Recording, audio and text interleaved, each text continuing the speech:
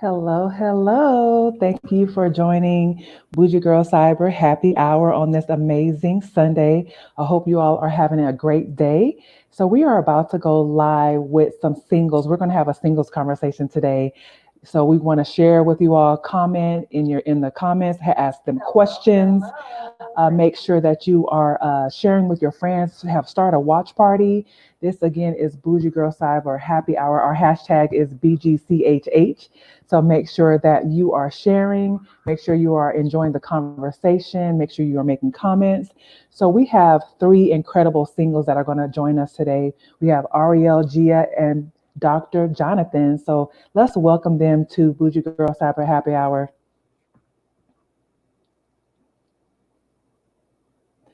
Thank you all so much for joining us today. We are super excited to have you. Super glad to be Thanks here. for having me. Glad to Thank be here. you. Awesome, awesome, awesome. So, would you all like to go around and introduce yourselves? Just share a little bit about yourselves, maybe say where you live or what coast you live on. You don't have to give out too much information, but Ariel, you want to start? Sure. My name is Ariel. I am here on the East Coast in Maryland. I'm 27 years old. I'm a registered nurse, critical care nurse. So that's what I've been doing most of the time during this quarantine season. Uh, And I'm excited to be here today. Thank you. Gia?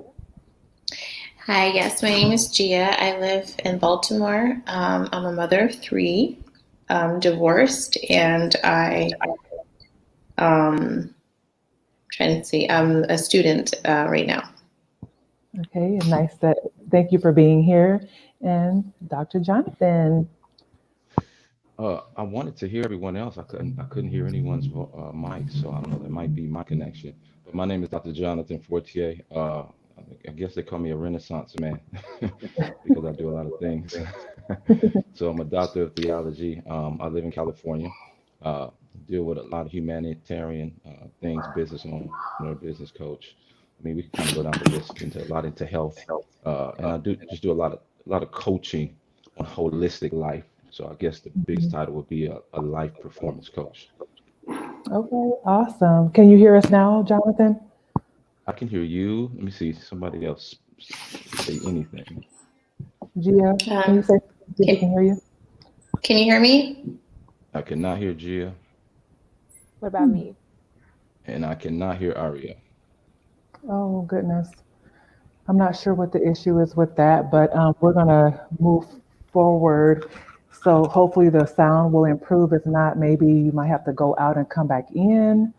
But let's see how things progress. So Yeah, let's. I might need to do that. You want to go ahead and try that really quick? All right. So while Yeah, we're let me try waiting, that. okay. So while we're waiting for Dr. Jonathan to come back in, again, this is Bougie Girl Cyber Happy Hour, and we're just going to have a conversation about singles. So I am single as well. The only reason why we have one gentleman tonight is because the other gentleman that was supposed to be here, he got called into work.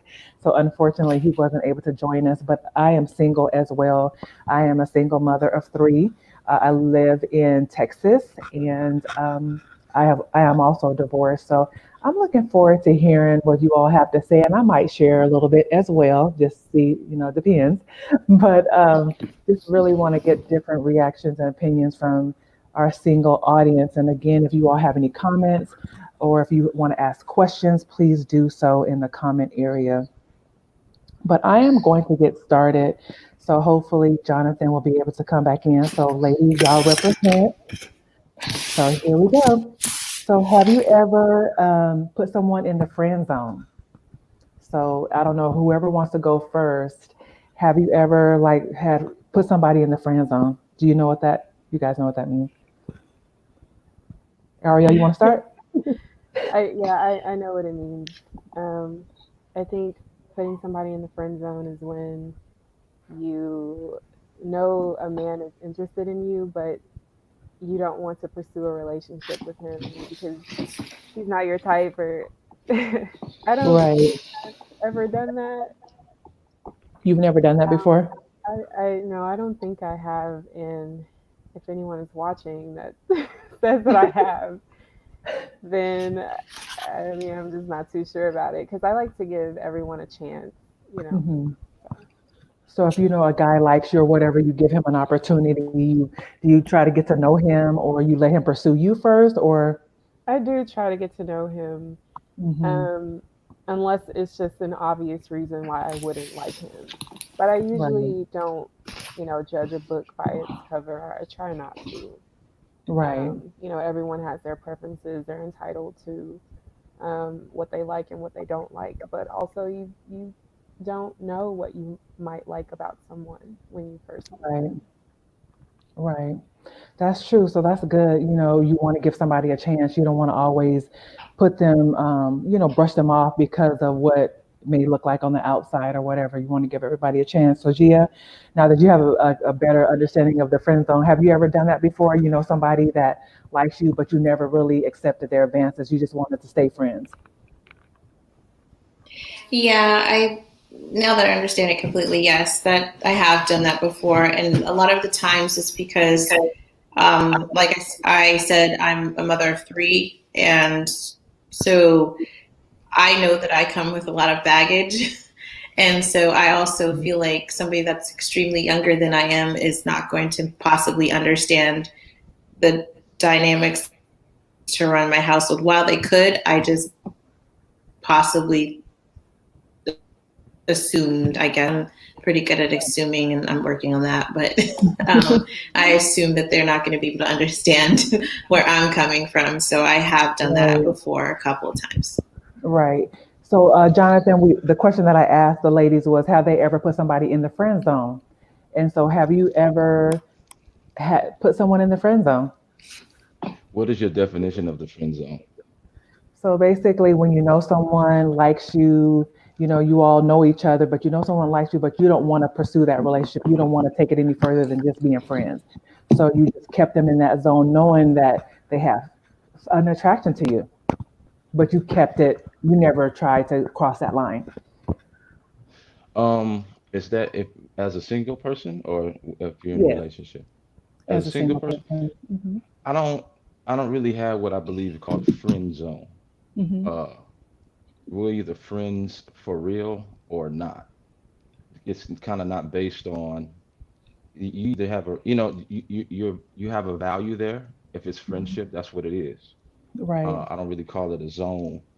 Um, Usually people put people in the zone from what I know is when they're in a relationship and then they they kind of right, want to sit by somebody or don't want them to go too far. right, um, right, but for me, I've never really put a person I guess you say in a friend zone. If they're not a friend for real, then hmm, they wouldn't be there. right. If it's a friend zone, it's a real life friend zone. Right.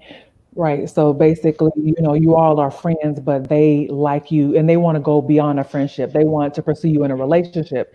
So it's like you Well, guys are really friends, but then, so you keep that's them a in little that different. friend zone. Right. That's a little different because then the question is, I care about my own zone or my own life and my space, but I also Hmm. care about their feelings. And Hmm. so we need to have a very clear understanding that that's not going to go anywhere. And they Right. might possibly be able to fall into a friend, but if I know they like me and I know it's going to torture them, no, I'm not going to do it. Yeah. Exactly. Yeah. You just keep them there. You don't want it to be a situation where it's like, okay, well, let's try to remain friends, or let's just go ahead and just walk away from this situation. Yeah, So, sometimes you can pull it off, but many times when one person likes another person, and I right. mean, it's been done. Right. I've had friendships like that where initially I might have been interested in a person, but it grew to something else. Right. Right. Have you all ever ghosted anyone? Because the new term ghosting Ooh. nowadays. Have you all ever ghosted anyone? I mean, I'm sure, with people's different personalities, I don't know why you would ghost someone. I want to know why you would ghost someone. So I'm asking because I want to hear different stories because, you hear different reasons why people would do something like that. But I want to hear what you guys have to say. So, Gia, you want to start? Sure. I've never really ghosted anyone. I'm pretty upfront with how I feel and what I expect, and I expect the same from the person.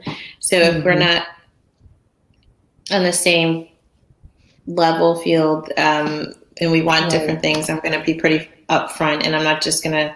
I feel like it's very cowardly for me to do that. right. And I think that kind of attitude comes with maturity. I think, and it also comes with confidence as well. I think, like you said, you know what you expect and you communicate that. So that's really good. Ariel, what do you think? Ariel?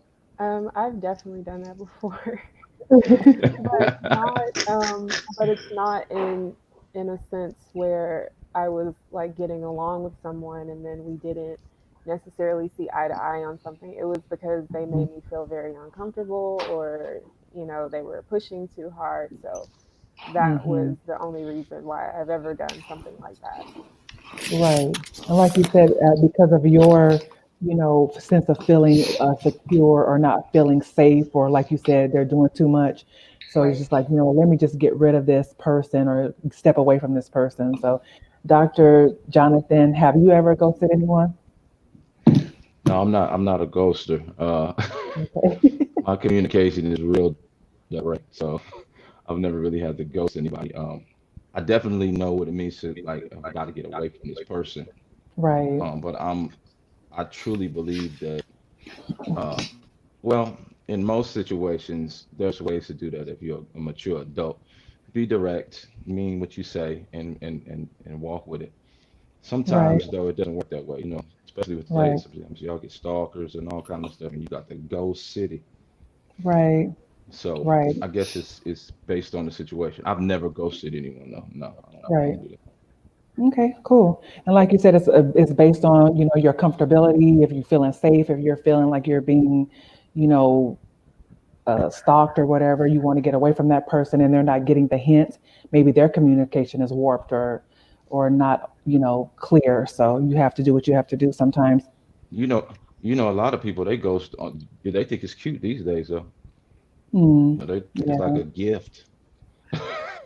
Yeah, I think it's a part of culture today. It doesn't make it right. Yeah, Hmm. But absolutely. It's totally off. yeah, but So why do you people guys do think that. people are doing it? Like you said, they think it's common these days. It's kind of like a joke. Why do you think people are doing that? Because of their own insecurities, maybe, or they just why do you think they're doing stuff like that?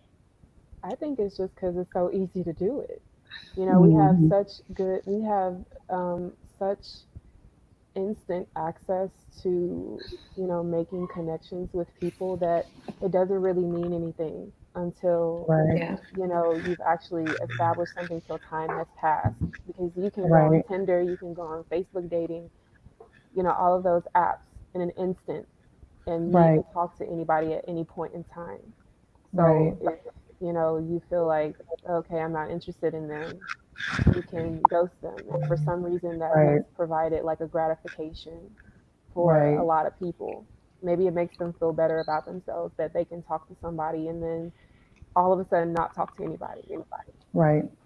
Like it's a Absolutely. I game I for think them, so. like they're going jumping from these different websites and talking to people, then stop talking to people, going in and out of people's lives like it's Right. a joke or something. Hmm. yeah, it's a joke. Yeah, this generation, like you said, this is a push button generation, Yeah. and Hmm. Hmm. um, and when you mix that with the fact that it's usually the ignorance or the lack of maturity that has the platform, the biggest platform now. Right. We see the craziest things get popular. So, they think it's savage. I'm savage. Yeah. And Oh, they okay. think it's powerful. Um, Mm, it's so immature, it's not even funny. So I've seen people that take pride in it. I mean, I'm talking mm. Yeah. about, and they got a whole following. There's a whole generation behind them. Like, yeah, Oh, do it. wow. Hmm. Okay. So, but I didn't come up that way. Right. Mm-mm, not Yeah, either. I had never heard of it until like maybe a couple of months ago. I think I saw it on a TV show and I'm like, what does that mean? And so when you're Oh seeing yeah, people doing that to other people, it's like, wow, like that's a thing that people do. Like you're uh, just hide yourself or whatever, not communicating your expectations or not yeah, communicating, what you want from a relationship, even with, same-sex relationship with girlfriends and guy friends and stuff like that. So, I mean, I think I've oh seen yeah. it Right. There she said the savagery is glamorized. Absolutely. Yep. Absolutely. Yeah, Right. it's Because it's there's a it's it's song a out right trend. called Savage right now, right? Like there's songs called Yeah, Savage and savage.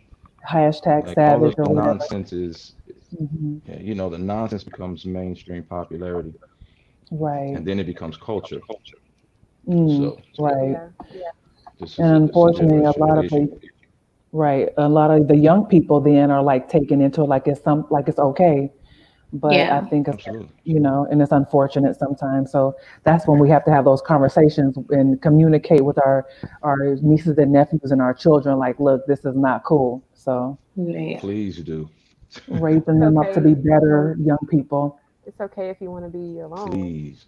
but, but Right. if you're trying to pursue anything, then Yeah. That's one of the things that when I think about dating, that's because I have three boys. Mm, And so that's one of the things that I try to do is be a good example for them and show them what should be expected of them. right. Very good. Exactly.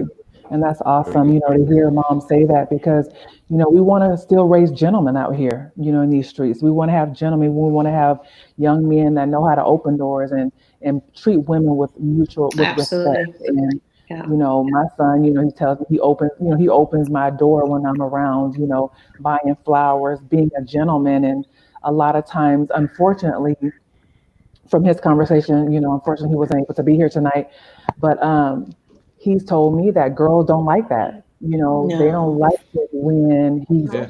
calling true. and checking on The nice them and guy. calling in, Yeah. right, like Yeah. he's a gentleman, like he's calling The and saying, nice hey, I guy. am checking on you after the date. And they're like, oh, you thirsty? And he's Yeah. like, well, really? I'm just calling to check You on you thirsty? and you're calling me thirsty. I'm just being a gentleman. And they don't like that. And it's so Right. unfortunate because many of the young ladies, he lives on the West Coast, and they don't appreciate that, and it's sad, and it hurts my heart as his mother. Like, really, like, you know what I'm saying? So, and Yeah. he's in his He out 20s, here so in Cali with me.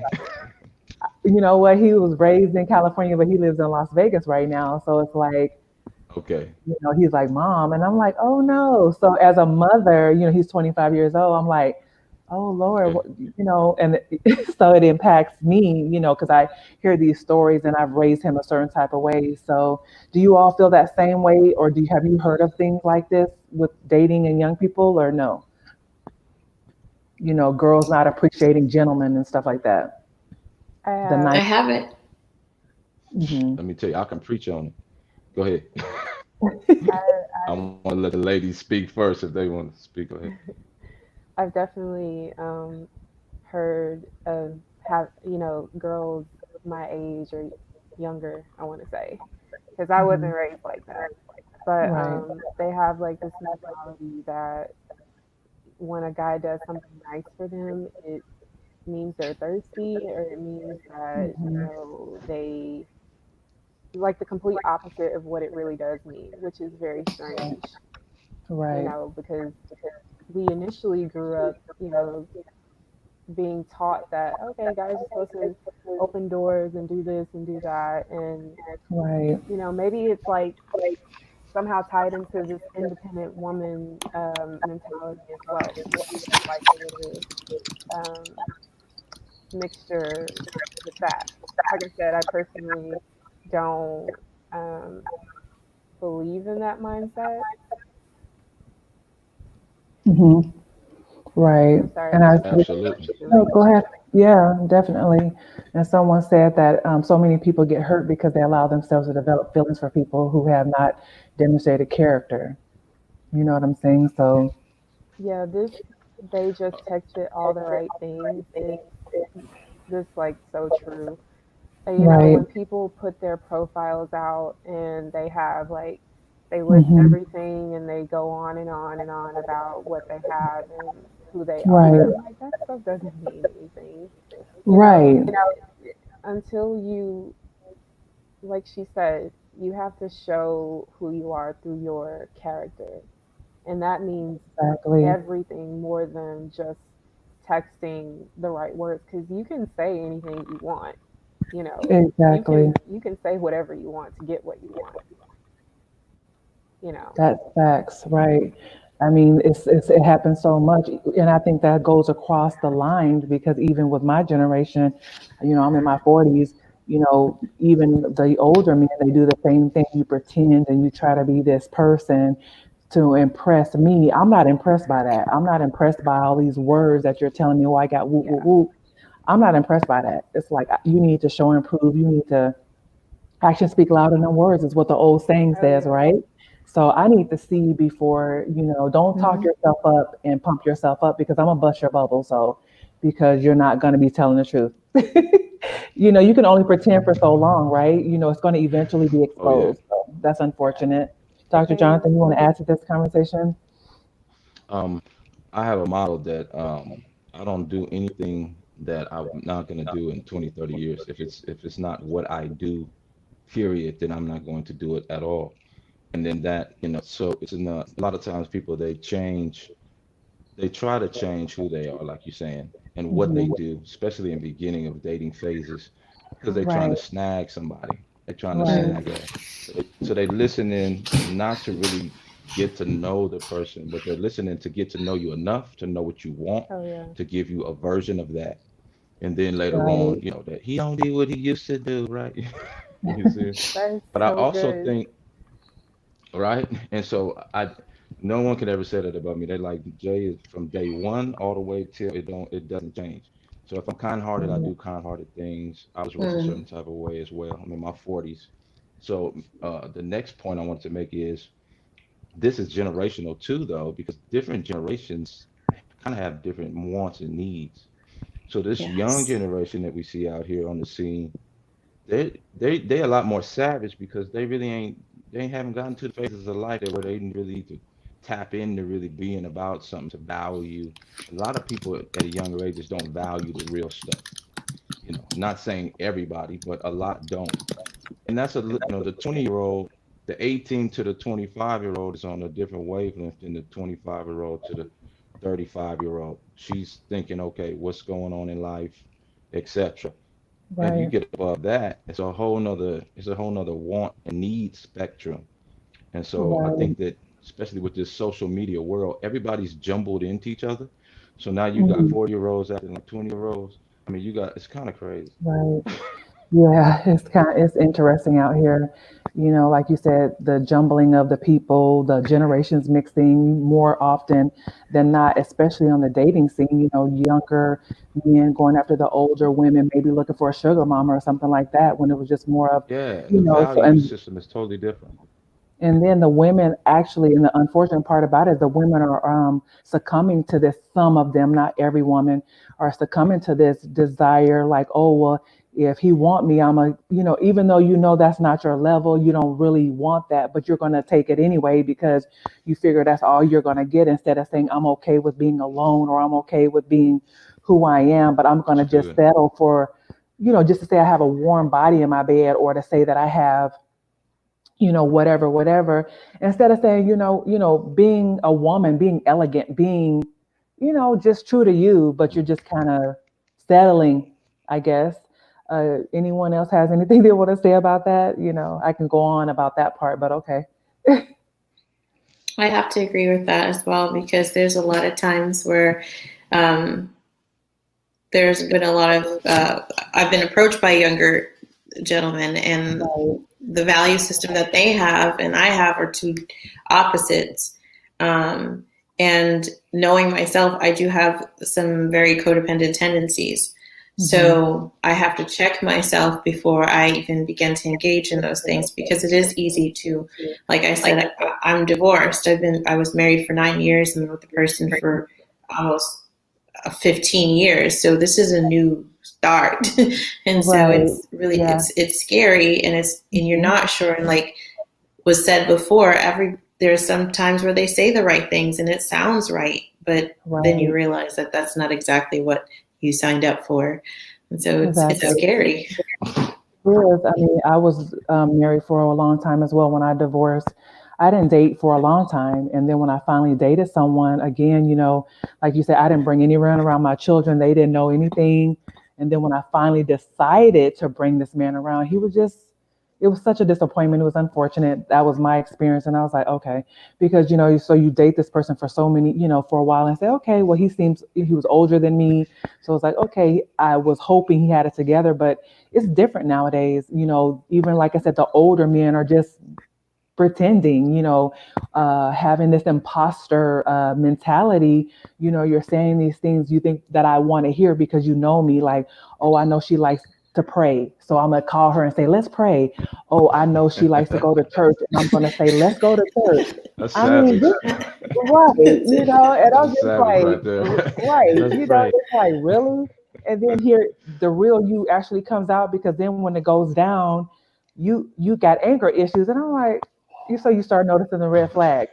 So I'm like, I'm not going to settle because it's not that serious. So I'm going to go ahead and cut you off. That was a learning experience and I'm going to move around. So it's unfortunate, Did but you ghost him?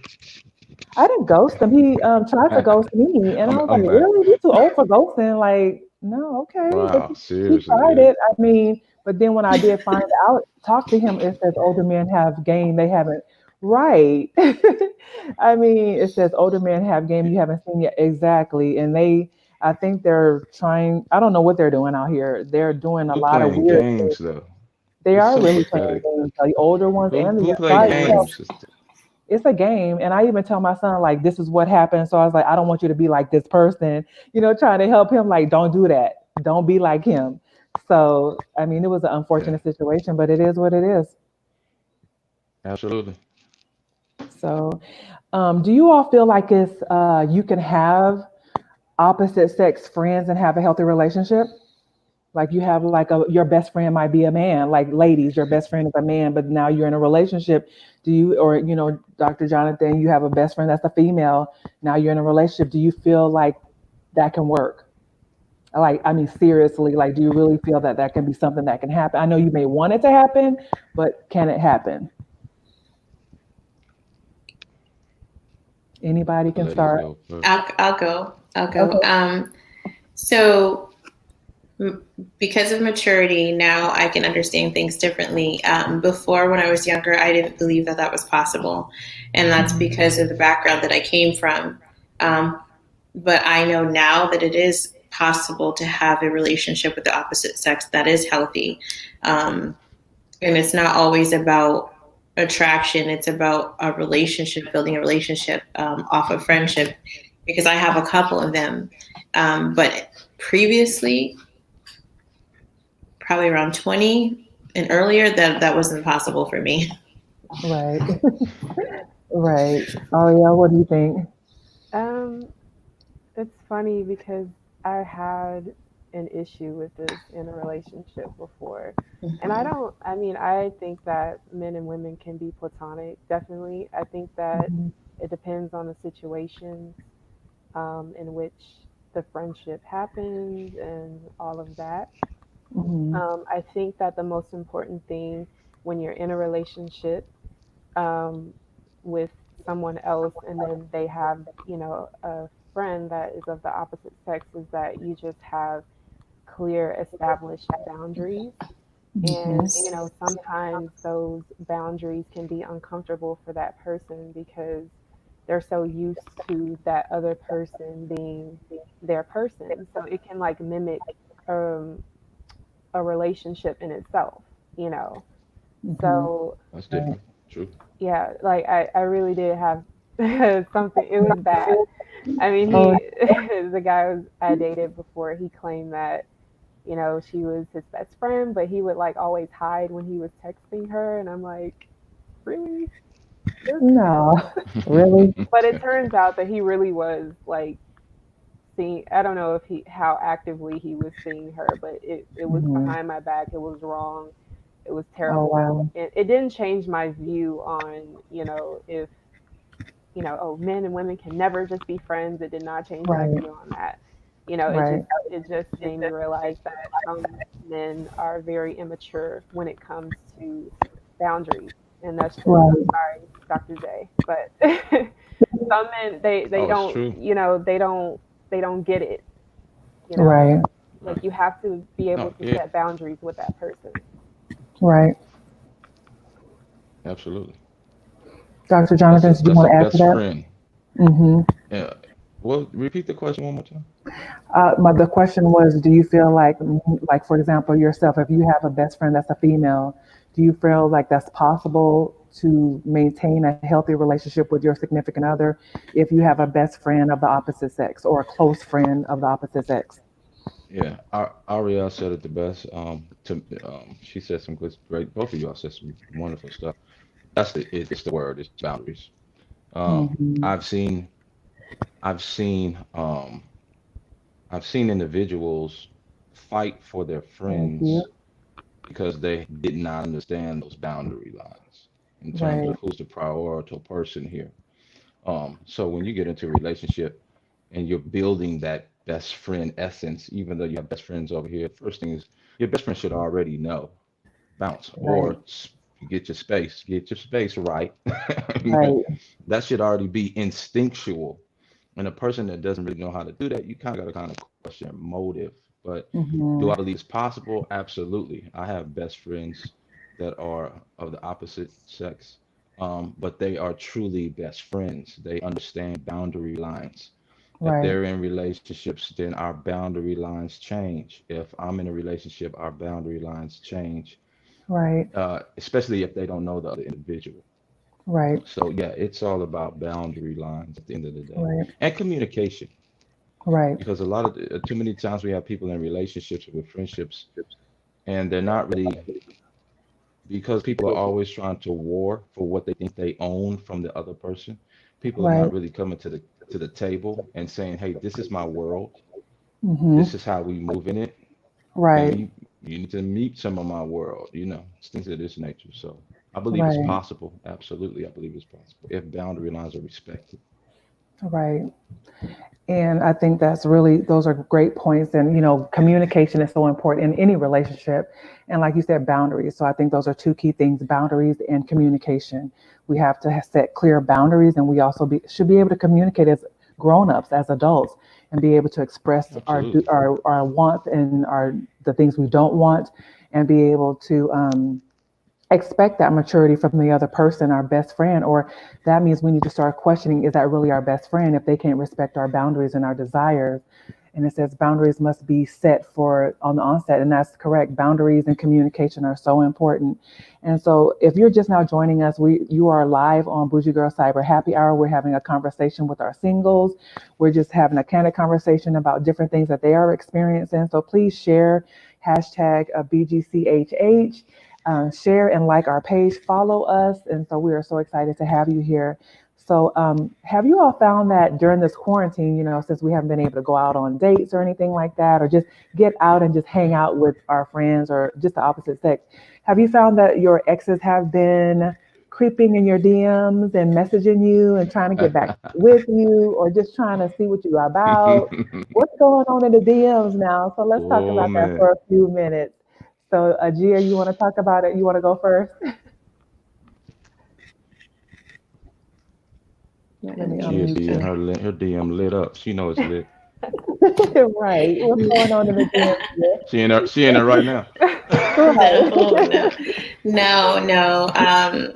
For me, I have established boundaries like for that specific reason. No one's in mine because Good. right now I have a specific relationship I'm looking for. I also, for me, and this may be, I'll just say it as it is. So, like I said, I have boys, and so they have access to my things.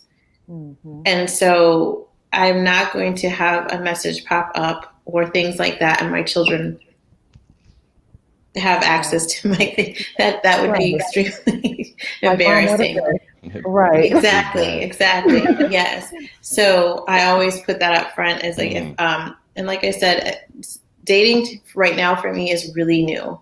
Mm-hmm. I just now started dating because, like I said, I was married and divorced, and so it's a little difficult to just open that whole door immediately. Um, Right. so no, my DM is very much screened tightly. Exactly. It has to be because, people pop Yes, up with all kind of stuff. And it's like, really? That's what we're doing? Yes, it's like Yeah, what? Okay. whoa, okay. Right. Really? So Yes, Ariel, it's like are you? Ariel, what do you want to say about that? Because I know, I'm sure your DMs is blowing up right now. They're like, what you doing? I don't really, I haven't noticed like a difference. Um, She was like, it was blowing up before I and mean, now. So, She like, it's pretty consistent. it's, right, it is what it is, and I don't pay right. attention to it because I prefer to meet, my significant other organically. Mhm. So I don't really pay much attention to DMs. What if he back there though? Okay, that's not the question. Go ahead. I guarantee you he Playing. is not. I He gonna have to I find have another way, right? I've been getting a good laugh off of I don't know if you guys, well, you know who Future is, the rapper. And they've Mhm. been calling him Toxic King, and there's just this meme of him where he is looking down at his phone, and it's like these messages that he's texting exes. It's hilarious. Like, Are you this serious? Wow. quarantine got me thinking about you, and Right. all of that. I'm pretty sick too. I'm sick over losing you. It's Right. so funny. I'm sick, I baby. mean, Yeah, and I'm but sure I people think are that people making are fun. doing that right now for real. It's just Right. not Oh personally man. happening to No, me. it's for real. Yeah, it's real out Oh yeah. there. Oh I mean, yeah. people are really saying and just messaging exes, and even people that are married are ex messaging people. You know what I'm saying, and doing certain things. So, Are you zooming? and Yeah. it's unfortunate. So, Yeah, we seen you in time. it's unfortunate, but yeah, that's what's been going on. Dr. J, what do you have to add? Um. Yeah. I got some messages. it's, it's, it's, it's, I got a couple funny messages, but yeah, I've had a couple of couple of exes hit me up. You know, on that how you doing, what you doing type tip. You know what Right, I'm saying? Like, who's this, man? I didn't even know you had this line, right? Type stuff. But no, yeah, people get right. funny. People, Yeah, how you people getting are along? bored Okay, right sir. now, and they just want to see who Hey, go will ahead. take the bait, maybe, or just to Yeah, see, yeah. like, who can I reel in? Who can I call? Who can I? Because I'm bored right now. So who can I reel People in? bored So and they emotional and they yeah, horny and all kind of stuff. yeah, So right. some calls are who knows It's why you're gonna get a call these days. right, exactly. Who knows? And we have a question that came up here. I don't know. It says she was talking about I have a girlfriend who has a string of disappointing relationships. She meets them online. The men seem pretty decent. However, she finds herself getting emotionally attached. At what point is it smart to start developing feelings?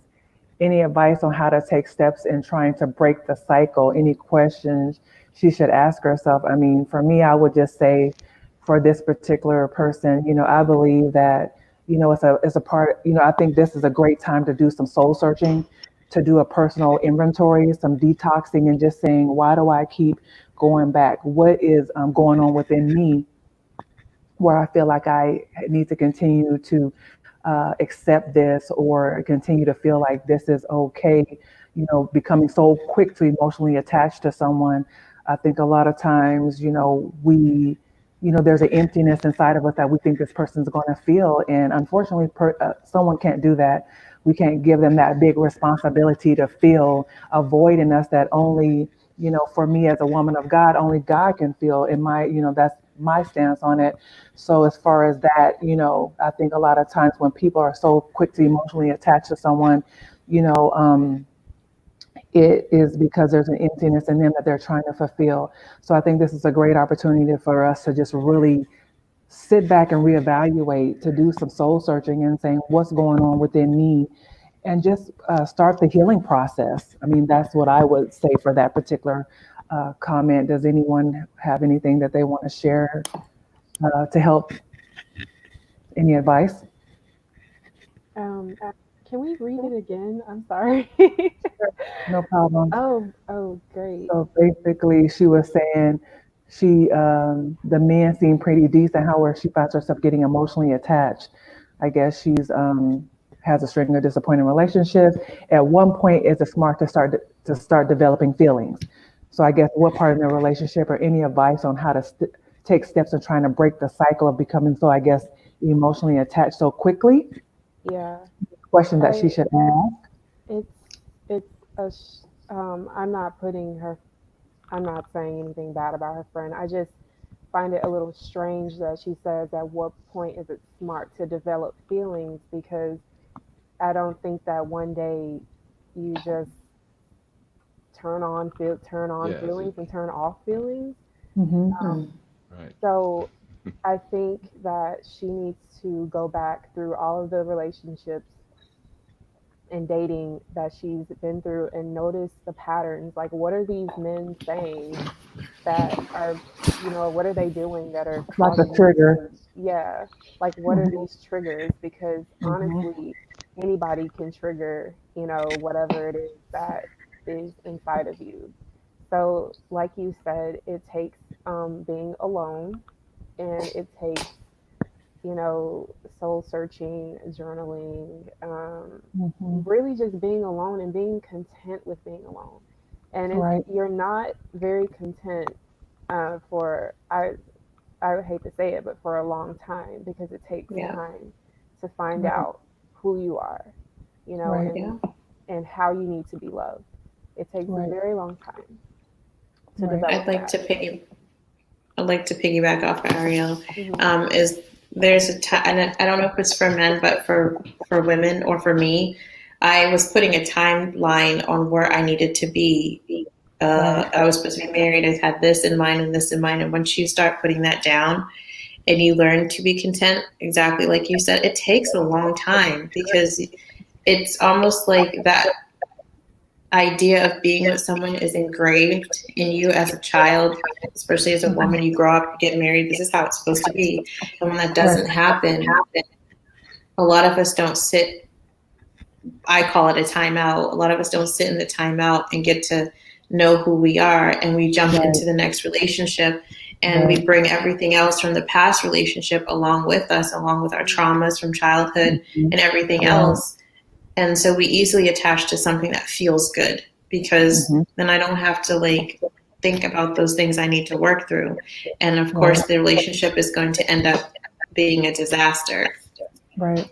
If you're going from one relationship to another, like you said, and you're not able to allow your soul to heal from the previous relationship, if you're not allowing your emotions to get back on track to become a healthier you, and not, like you said, not feeling like your identity comes from a relationship, we have to know that our identity does not come in being in a relationship. So I am content being alone. I am content in this season of healing. And it may hurt in the beginning, like, wow, I really want to have someone in my life, but you have to know, love yourself enough first. And maybe that's something too, self love, self acceptance, just being able to love yourself enough to say, I'm good just being with me, for right now, detox from relationships for 6 months or a year and say, I'm not going to get in any relationship. I don't care how appealing he may look. I just won't, I'm going to step back for me. And I'm going to give myself an opportunity to heal. Dr. J, you have something? Um, I also feel that I feel that many times I feel like women really do not know men at all. And a lot of times a woman will show up. This is why women make laundry lists. They got lists, they got journals and all that. We don't have none of that. So women have this list of these things and all these particular things. But that also means that they show up with a certain type of energy that can be a very turn off type of energy because as men, we might like someone, we might have feelings for someone, but if they bring feelings into the realm that are based off what a woman just wants and not what is accommodative to the relationship of give and take, a man will push back from a woman that is quick to latch on because a man sees that as a responsibility that I didn't ask for or sign up for. Mm. And so a lot of times a woman might just be moving out of her emotions, right? Like you said, it Mm-hmm. might feel good, it might this, that, and other, but she doesn't understand it. It's her want that is turning the man off, that is pushing him away. Because A man is looking to see, am I going to take on the responsibility, not just the emotion of you? And because feelings is responsibility, relationship is responsibility. Innately, this is how a man moves. And a man will actually, he won't really deeply get into that. If he loves you enough, he'll be like, you know what, you got some issues, but I could come on anyway. But most men, most men in that initial phase when you getting to know them, and then you come and you bring those emotions too quick, we might have a vibe and things of that nature, but man, it's like, uh, that's that's not It's too the much, way you right? moving is not, it's not healthy. And that's speaking Hmm. to how you are, and it's speaking to how you're gonna be later on. Don't put Hmm. responsibility on me that I'm not looking for. I need a woman that's gonna accommodate, and it should feel comfortable, not. So I definitely agree. And I'm just kind of speaking on the other side of the spectrum. I believe women need to do their emotional work because because most don't. They don't do their emotional work, and then they show up to the table as if we asked for all of that, and then they bring it to the table and they say, "But I just love you. It's just how I feel. It's my emotions." Hmm. But men, Right, we a little more logical than that. We a little different, you know. right. So I agree with wholeheartedly with everything that you all have just said. People need to do their work, and also men, I think they need to be understood a little bit more. Man will push you back um, if you bringing, even though it's just your quality emotions. If he feels like it comes in a package called baggage, he will push you back. Right. And that's why we need to use this time wisely to work on, what we need to do and to not have to let go of some of this baggage because not only is the baggage going to weigh down the relationship, it's weighing us down as a woman, it's causing us to not be our full selves or our complete selves, to bring our best selves to the relationship, I feel. And like Joyce was saying, you're seeming to be maybe needy.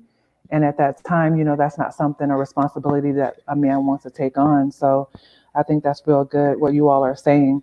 Does anyone else have anything else they want to add to that before we move forward? So, how can a young, so what, first of all, ladies, what is attractive to you in a man? And not just like, so you've gotten past that he's attractive to you physically, but what else is attractive to you about a man? What qualities of a man are attractive to you? So, Ariel, you Listen up, want to brothers. start? Huh? So, Ariel, Said, you listen want to up, start? brothers. Yeah, Sure. listen up, gentlemen. Yeah. What did you say? Definitely that he has ambition. I think you mix well with whoever you're supposed to be with when you're equally yoked and when you're going in the same direction.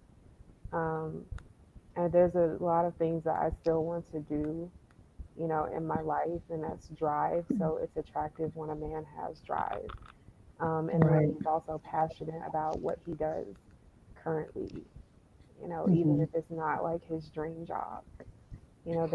I know there's a lot of hype around, women just want men with a bank account, which is true. I'm not saying that's not true. Hmm. But a good woman um, is definitely attracted to someone who can provide, not necessarily just based on how much he makes or anything like that. And as long as there's like accommodation. And I Right. also find men who are, I really, really hate arrogant men. And, Mm. Yeah. you know, Yeah. it's such a turn off. It's like, who are you showing off for? Like, just Right. chill out. I agree with you on Maybe that that's one. just because I'm a nurse and I see everybody at their worst. It Right. doesn't matter how you look. So, Right. that could be a part of it. But, I really appreciate a man that's kind and a man that's kind hearted, you know. Right. And like you said, who are you trying to show off for? Because, like I said, things may go away next week because of this COVID thing. We've seen people lose things within a matter of minutes, within a matter of weeks. So, Yeah. what once all that is stripped away, who are you? Are you Yeah. kind? Are you Come on. generous? You know what I'm saying? So, what do you have after all of that? And so you answered the other question. I was going to ask you what was a turnoff, but you answered that as Oh. well. So thank you. Yeah, I appreciate that. So, Gia, how would you answer that? What is attractive? Once you pass the physical, what's attractive to you about a man? I'd have to agree a lot with what Ariel said. For me, it's most definitely his faith. Um, I don't want just a practicing Christian. I want to be able to grow together, to build a relationship with God. Um, I also, for me, a man that can see that he's flawed and that he's willing to work on himself and that he's humble. And also, a man that's going to check me and be okay with checking me, That's good. Hmm. I because love Come that. on and say I that. know I know that I'm full of crap sometimes, or I can't see specific things, but I want him to Right. check me, because I feel like a That's good. relationship should be built on building each other up. Right. Um, and the other, like, I was writing notes just to make sure I say everything I was going to say, that Yeah. he encourages and that he knows and that he's doing the work on himself. Hmm. Um, Right. because all of us come with some type of healing work that needs to be done. Um, Right. but most of all, I appreciate a humble man, um, Right. that knows his worth as well. Um, that's basically some of the things I'm looking for. And I really like your responses, both of you ladies, because it's really good that a man can stand up and say, "Hey, babe, we're not going to do this. We're not going to spend this money. You're not. We're not going to do that right now." And to be able to also, as a woman, respect him as the man in the house and say, "Okay," and step back and just be able to. But he has to be able to be trustworthy in order for me to follow you. I want to be Hmm. able to follow you. So when you do tell me, "Hey, we're not going to do this," I'm okay with that, and I can say I'm confident in what he said. Even if maybe it doesn't work out, I can still say, what, he made, excuse me, he made the decision and I'm not going to beat him over the head about it or emasculate him because of whatever else did not happen. So, I mean, that's really good being able to check me and say, hey, you know what, we're not going to do that right now. So, Dr. J, what, once we're past the exterior, what is attractive to you about a woman? Um, Number one, always for me is humbleness. That's number one. It will always be, has always been. If a woman is not humble, I'm not interested in the least bit. What a humble woman lets me know is that she has an ear that is attuned to God, and that is an ear of order, so that she can move in the way she needs to move as a woman, if she is closer attuned to God. Also, that lets me know that her conduct is soft in nature, very feminine. And I was raised by a real life Proverbs 31 woman, not a fad. We kind of talk about the Proverbs 30. I was raised by a real life one. And so my mother set the standard so high in terms of how you're to treat your husband, how you take care of home, your spirituality. I Mhm. was raised as a pastor's son.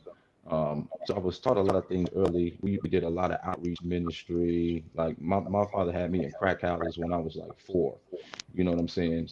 So the type of woman and that I'm attracted to is a woman that is moving in the design of womanhood. I deal with a lot of teaching in our community about our more ancient ways as Hebraic people, things of this nature. So I'm big on order, and so I'm big on a man being able to do what men do, and I'm big on Mhm. a woman being able to do specifically, what she's been called and designed to do. So I need a woman that is humble, not boisterous, but very strong and secure in her Mhm. womanhood. That's Right. what's most attractive to me, above all. You know, Right. she gotta be Is fine there, too. But no. like I said, once we pass that, I said, is there a turn off? Is there something that turns you off? Like, look, I just, Absolutely. what is Um, it? just a woman that has ill conduct, Mm, a woman that does not know how to conduct herself. Because I'm dealing, it's about a woman. I'm not looking for a little girl. I'm not looking to deal with people that are trying to, those might be developmental stages, things of that nature. But at a certain level, conduct needs to be on point, ability to mhm, communicate. Um, so boisterous women, women that are not very feminine. They caught up in Hmm. this kind of a lot of these movements that's going on today, which Hmm. cross the lines of what men and women are to do, or how they move and work function, how they function Right. cohesively as a unit. So those are the things that turn me off about a woman. Just it's big on conduct, lack of order, no respect, conduct, things of Hmm. that nature. She can't cook. That's a turn off.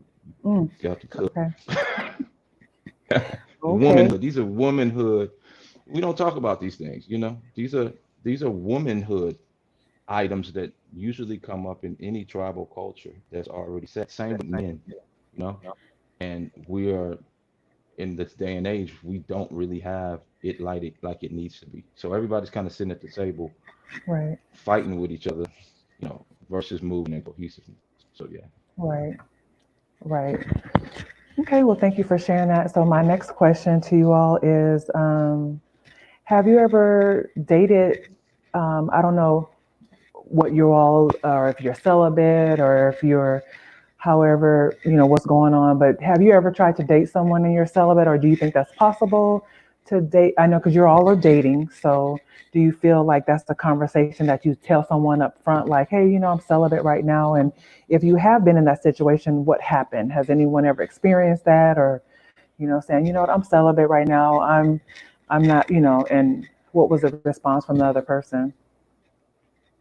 Has anyone ever experienced that? Um, I have. So I have different viewpoints on the matter. It depends on, because of my faith, I believe in being a Hmm. celibate. For me, a lot of the times, I'm just going to be upfront and honest that a lot of times sex is just too confusing. Confuses in many things, especially when you're trying to get to know a person. And so Right. when I did start dating, and I mentioned that that was one of my rules.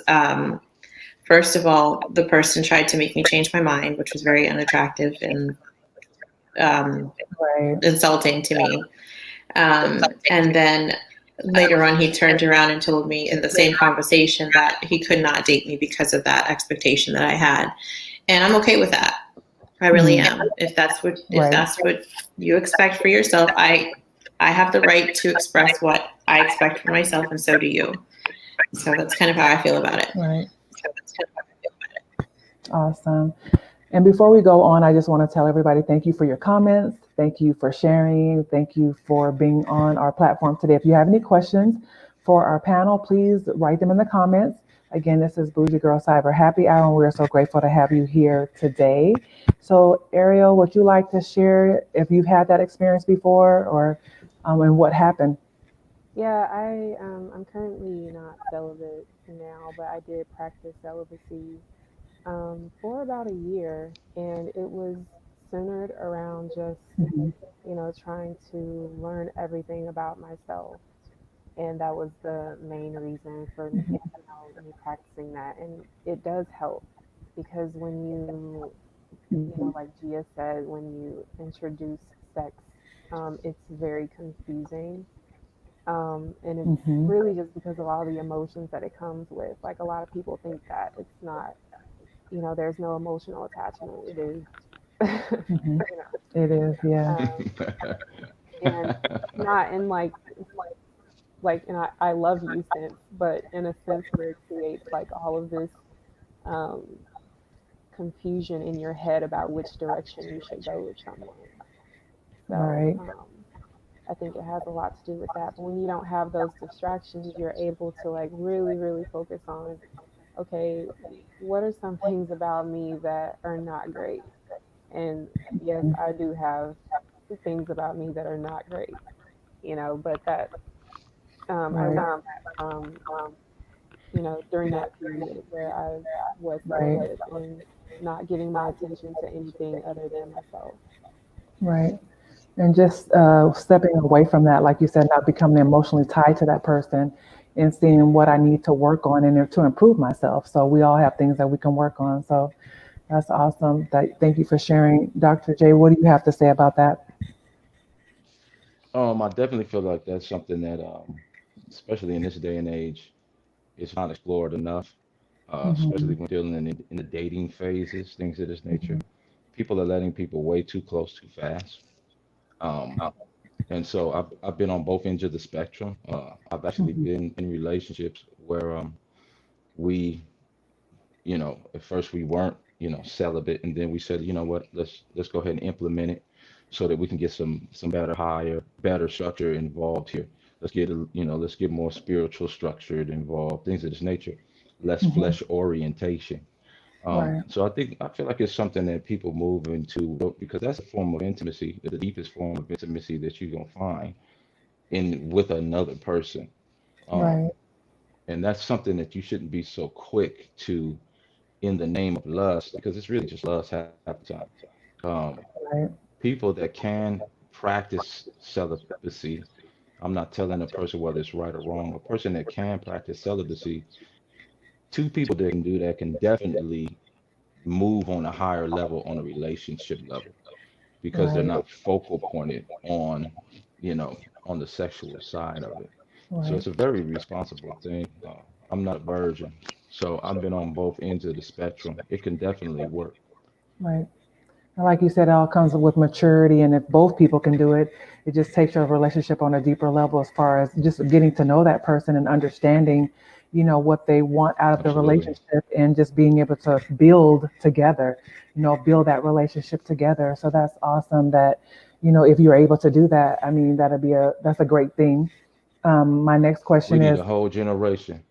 We need I a whole mean, it generation to would be practice really celibacy. nice.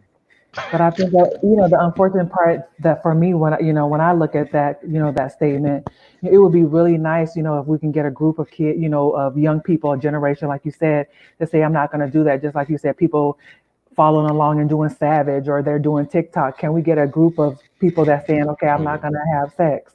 I'm going to yeah. practice celibacy. Can that even happen?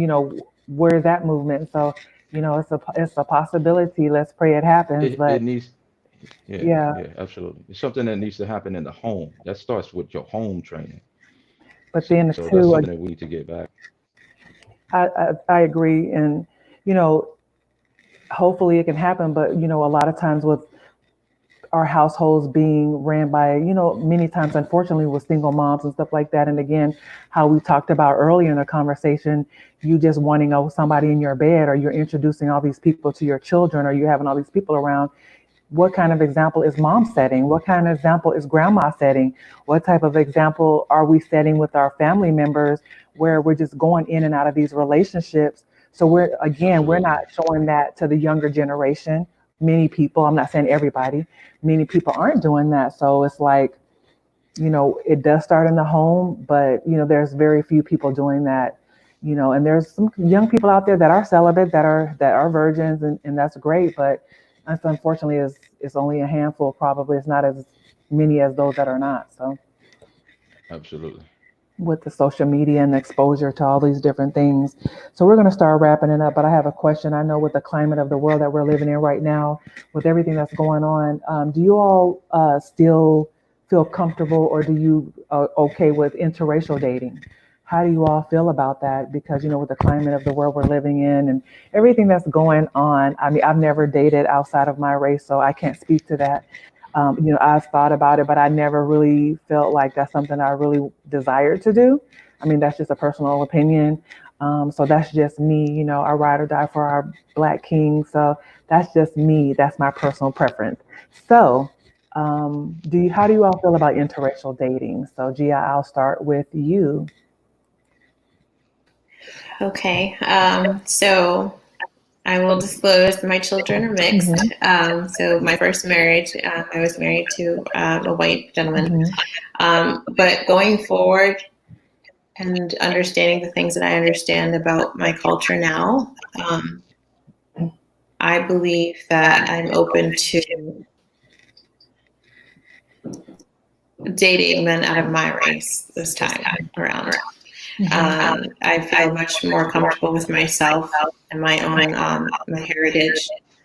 So Hmm. now that's my viewpoint on it. Okay. Ariel, how do you feel about it? Or have you ever dated outside of your race? I have actually. Hmm. I've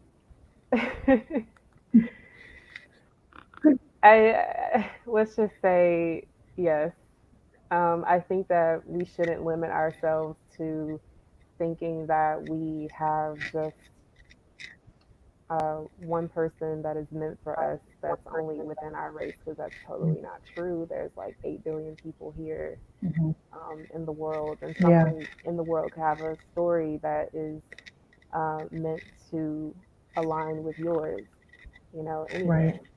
So Right. I also think that dating outside of your race comes with a completely different set of conversations that you be having within your Yeah. relationship, um, especially with like different cultural norms, Mhm. how they feel a woman should be in a relationship, or rather Right. expectations rather, and you might not Hmm. agree with all of that.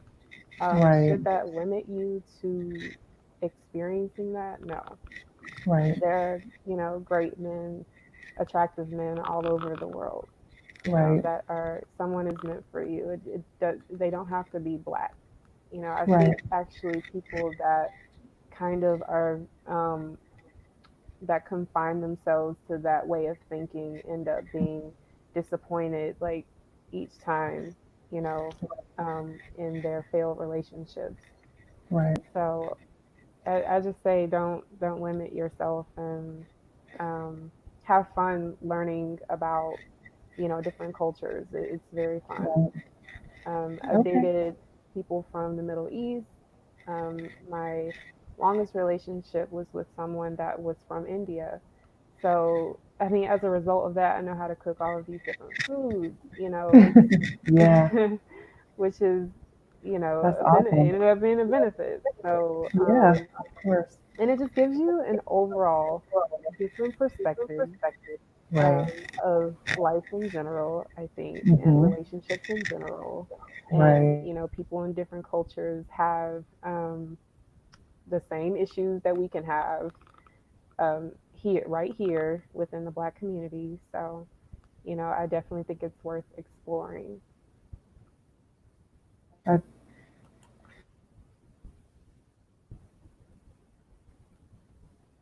And I cannot hear you. or Oh, there we go. you guys hear me? And you made a lot of great points. It is worth exploring if that's your desire, if that's something that you really want to do. I think that is, if you have that heart and that desire to do that, I think that's great. I think I've never really been interested in it. So even if men that have approached me of different races, it was just not something that was like, oh, okay, I don't know, maybe it was the way I was raised, culture, my family and different things like that. But that's just, everyone has a personal preference, but you made a lot of great points. So, Dr. J, how do you feel about that? What are your thoughts? This, you need a whole thing on this one. You Okay, need a so give us whole your brief. you need a whole hour, a whole show on this one.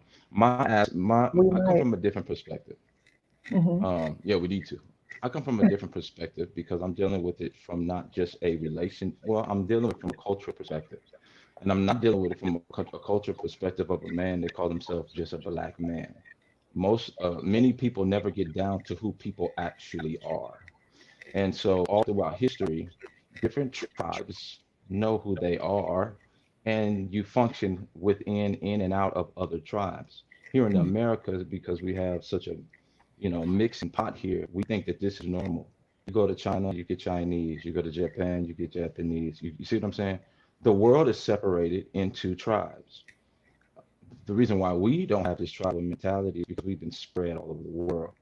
Hmm. So we kind of we don't really have a cultural pride that really takes into account how the world works when it comes to tribal structure and when it comes to even when you're dealing with, uh, when you're even dealing, a man has a responsibility. I'll just say for an example, if I'm warring with another tribe, but my daughter, if I allow my daughter to marry into the other tribe, it could Hmm. kill her. See what I'm saying? It could leave her uncovered. It could leave her because the pedigree is changed and she's taking another man's last name. So when she comes back and she says, I need help, daddy. we might not be able to do or help her because her pedigree, she has melded herself into another tribe.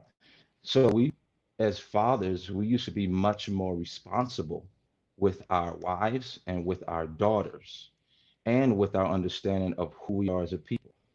The world knows us as Hebrews. We are Hebraic people. Uh, some of the religions that come under the Abrahamic faith, Christianity, Islam, things of this nature. But our forefathers, Abraham, were Israelites. So us being not really on our land, we don't have a tribal understanding.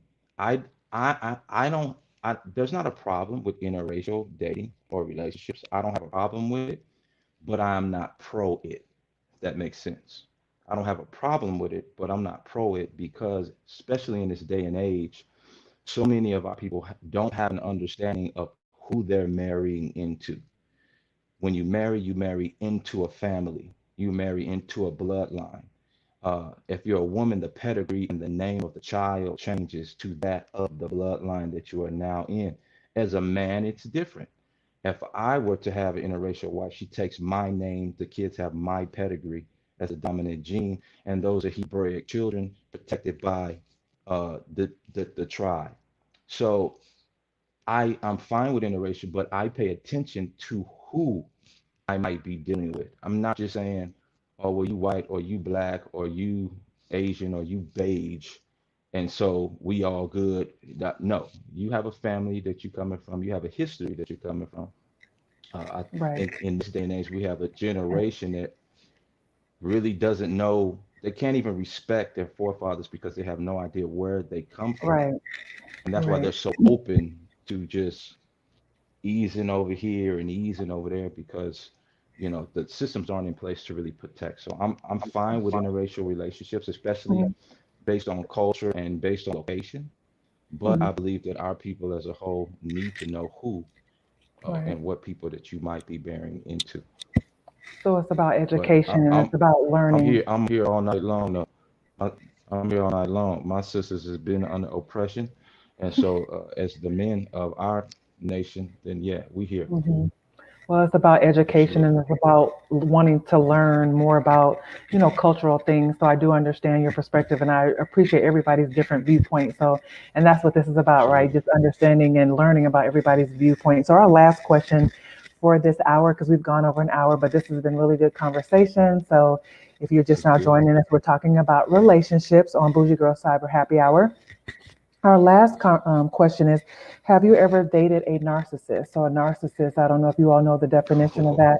So basically, Oh, yeah. and it looks like everybody is getting a little excited. So I think Oh, everybody knows what it means. So since it looks like everybody knows what it means, let's get started. So Ariel, let's start with you.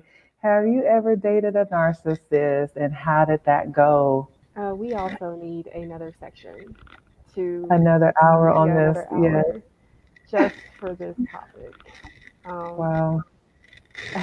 I didn't know that I was dating a narcissist until after the fact, of course, which is how that happens a lot.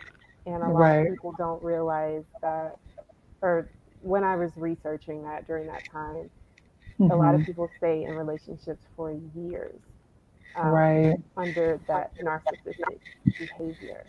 But yes, I Right. have, and I happen to really, really like this person. It's like Hmm.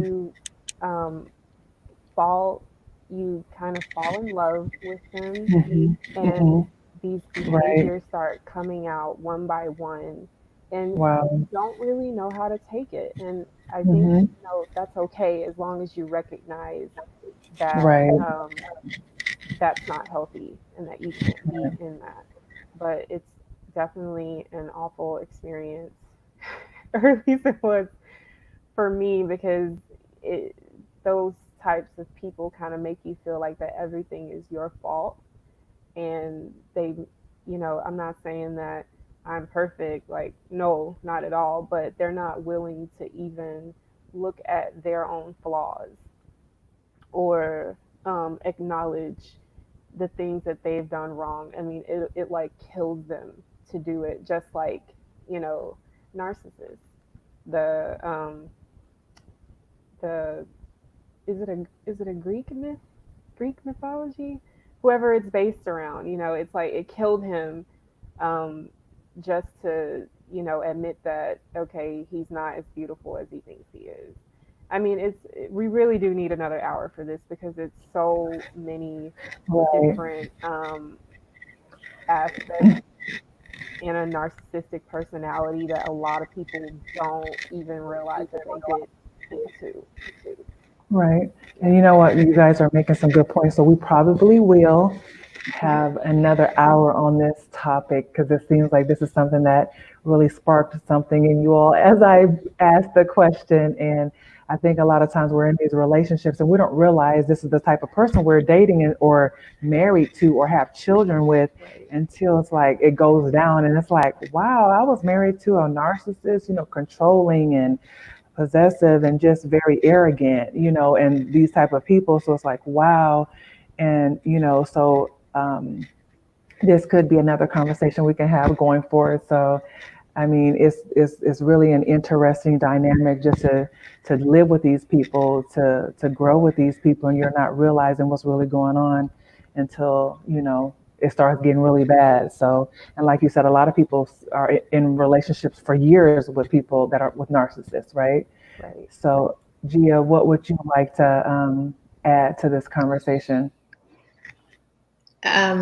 So I recently have not dated a narcissist, but unfortunately, believe that I was married to one, and I had children with one.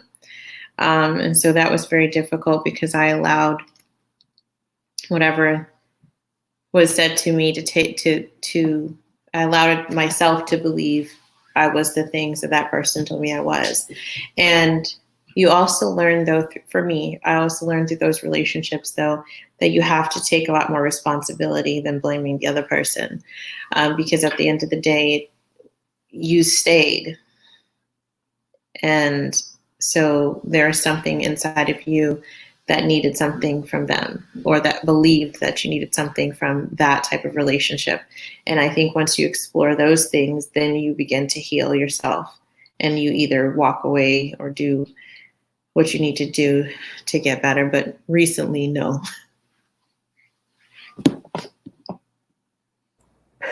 Okay, thank you. And like you said, there's some, when you stay in a relationship sometimes that long, it's like, what's in me that needs to be healed?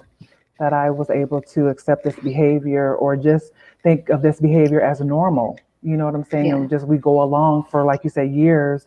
We have children and different things like that. But then once you come out of it, again, that's an opportunity to heal and become better and just to, feel those cracks in your own self worth or confidence, right? So, Dr. Yes. J, what do you have to say about this, about narcissists and maybe dating someone? Man, narcissists are, let me tell you, wicked. Narcissists, I've definitely dated a narcissist before, Hmm. of the highest degree, but was a covert narcissist, not a COVID narcissist, right? I said a covert. They probably laugh now, right? COVID narcissist. She was a covert narcissist. In other words, under the table, right? So it's very easy to see a narcissist out there, exhibition, with things of that nature. But she was a covert narcissist. So play a good game at first, and then I think that narcissism. The thing about narcissism is it just keeps you here. There never is a recourse. There never is a true. There's never a growth factor, Right. and based on your personality, especially if you get in, we have a tendency to want to work through things in relationships.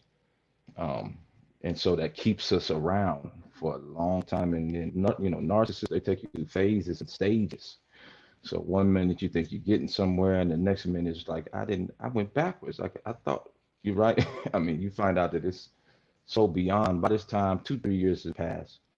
So I think we really need to pay closer attention uh, to what is we just got to pay attention to who we're dealing with, really. And the better, I think you said it as well, the more secure and sound you are in your wisdom and your growth and things of this nature, you can identify it quicker. Uh, I know some things that kept me in my narcissistic relationship longer was because of how I viewed this person. Because as a man, when I find a woman that I want, then I'm going for her, period. So that means I'm also going to take blows, and me being, counseling, all of this stuff. I'm all about development. I'm all about the road, but you got to know when to say, this ain't right, this ain't good, this ain't healthy. And, you got to cut it off. The narcissists, oh, they wicked. But Right. they can't stand certain types of people, narcissists, because they really don't like direct people, things of that nature. Like I'm super Right. direct. She really could get that because I'm a Scorpio, super direct. It's like torture, so Mhm. I would say even get into your strengths so that you can really see deal with what's right, deal with what's wrong. And don't be Right. afraid to stop dealing with a person. We give people too much power in relationships. We act like they Right. God. You're not Right. God. You didn't wake me up this morning. Right. And like you said, giving You somebody start that you kind ain't of power over your yeah, life, we need to fall back and say, no, you don't have that kind of control over me. Right. You're yeah. not a No, God. it's You're not. not the It's really God in not my that life. deep. So, right. Yeah, You're not no, the no. God of my Yeah, life. Right. yeah. Well, you know Shape what? up or This is shape up. right. Exactly. So, does anyone have any last minute comments? Because we're about to log off. We've been on here an hour, over an hour. So, I just want to say thank you to Gia and Ariel and Dr. J for being a part of this amazing conversation. This has been really awesome. Does anyone else have anything they want to Absolutely. say before we log off?